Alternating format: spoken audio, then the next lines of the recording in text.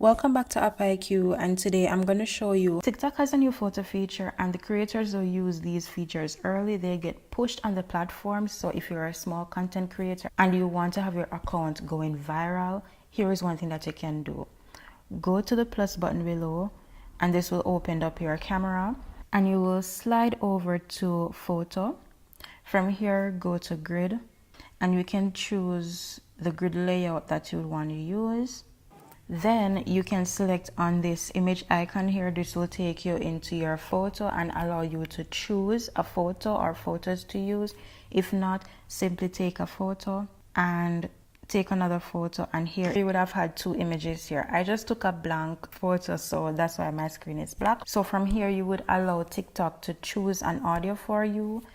Right off the bat, TikTok always suggests this beat, but you can go and choose whichever viral audio that you would like to use.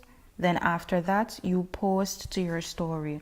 You post your story because this helps you to stay engaged in your story. You know, most of the times people are always posting to their feed, and you can caption your post with anything. It can be something that is trendy, something that is very original, but let this be a feature that you use to help you grow on TikTok. And that is it, guys. Very easy and very simple.